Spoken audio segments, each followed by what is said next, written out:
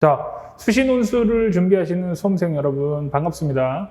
저는 일산청솔의 인문논술을 담당하고 있는 윤여준이라고 합니다. 자, 오늘 성균관대학교 시험 준비하시기 전에 대체로의 성균관대 시험의 특징하고 어떻게 하면 변별력을 낼 수 있을까 짧게 설명드리도록 하겠습니다. 성균관대는 총 100분 시간이 주어지고요. 문제는 3문제가 주어집니다. 100분 동안 3문제를 쓰는데 글자 수는 제한이 없습니다.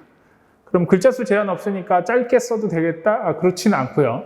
기본적으로 1번은 500자, 2번도 대충 500자, 그 다음에 3번은 다다익선. 자, 3번은 글자 수 제한 없기 때문에 많이 쓰는 게 좋아요. 이것만 봐도 여러분들 어디가 변별이 되는 문제인지 알 수 있을 건데, 성균관대학교 1, 2번은요 그냥 답 맞추는 문제고요. 3번이 견해를 제시하는 거예요. 그래서 변별력은 어디에 있다? 변별력은 3번에 있습니다. 그래서 3번 연습을 많이 하셔야 하는데, 그래도 각 문제당 특징이 어떤 것이 있는지, 뭘 주의해야 되는지 짧게 살펴볼게요. 1번은 일사, 제시문 4개를 두 입장으로 분류하는 건데 4개가 나왔으니까 2개겠죠. 하나, 3개인 경우는 거의 없다고 보시면 돼요. 자, 여기서 주의해야 될 거 1번에서 첫 번째는 제시문 4개에 나와 있는 걸 두 입장으로 분류하는데 무조건 기계적으로 각 제시문에 있는 논거, 근거를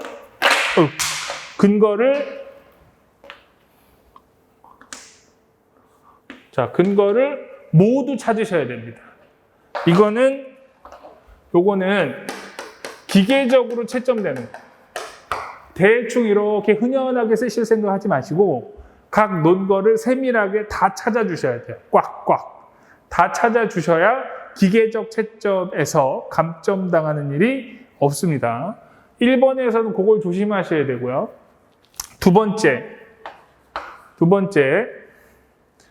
입장으로 분류하라고 했기 때문에 제시문 1은 이렇게 요약되고요. 2는 이렇게 요약되고요. 이렇게 쓰시는 게 아니라, 예를 들면 제시문 1, 3이 같은 입장이라고 했을 때 1, 3을 한 번에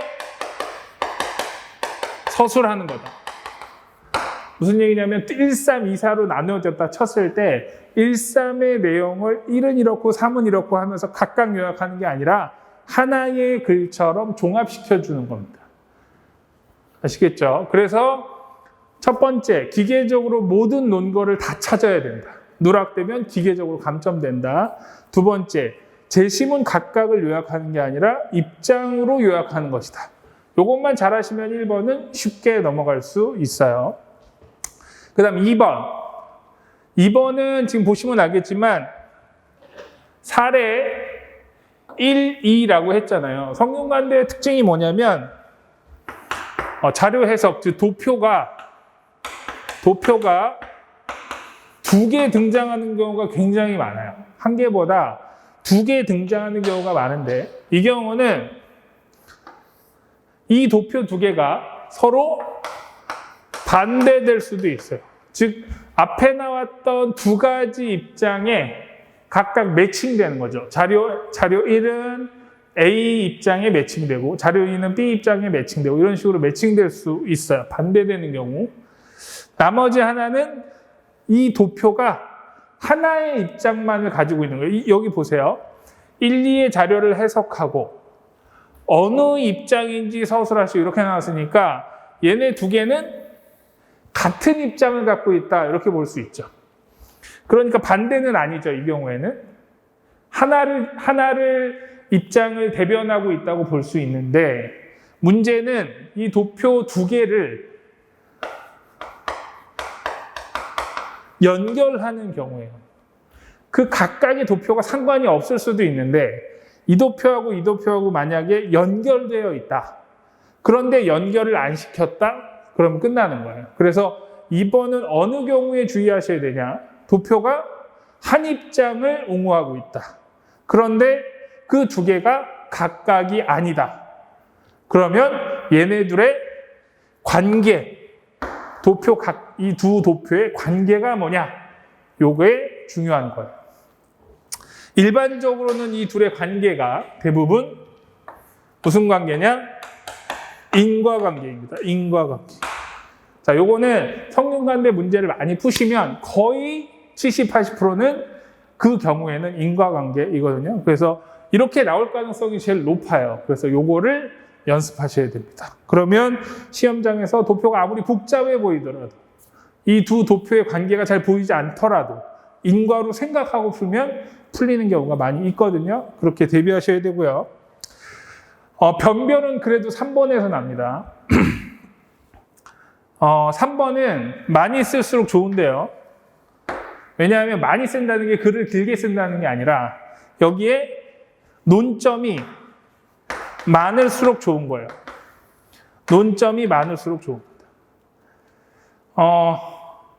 보통 성균관대 3번 하면 어떻게 학원에서 가르치냐면 앞에 나와 있는 요 1번과 2번의 논거들을 여기다 많이 갖고 와라. 그래서 너의 입장을 얘기할 때 재사용하라. 이렇게 하나 가르치고요. 두 번째는 반박, 재반박. 그러니까 너의 입장을 얘기하고 그것에 예상되는 반론을 얘기하고 그 다음에 다시 재반박을 해라. 그러면 어떻게 돼요? 논점이 늘어나겠죠. 근데 제가 생각하기에는 대한민국 표준입니다. 방금 얘기한 게. 성균관대 3번을 푸는 표준. 거꾸로 얘기하면 그렇게 써서 합격하기 힘들다는 거예요. 왜냐하면 그렇게는 다 쓰니까.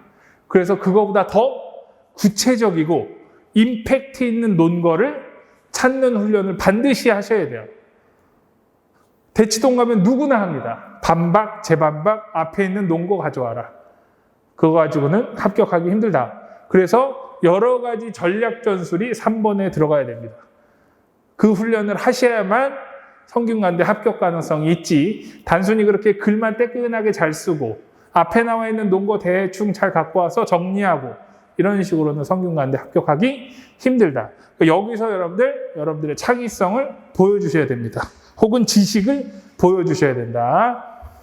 3번이 변별이니 시험 준비하시는 분들은 주로 3번에 힘을 쏟으셔야 할 것 같습니다. 자, 이렇게 해서 성균관대 한번 정리해 봤습니다. 감사합니다.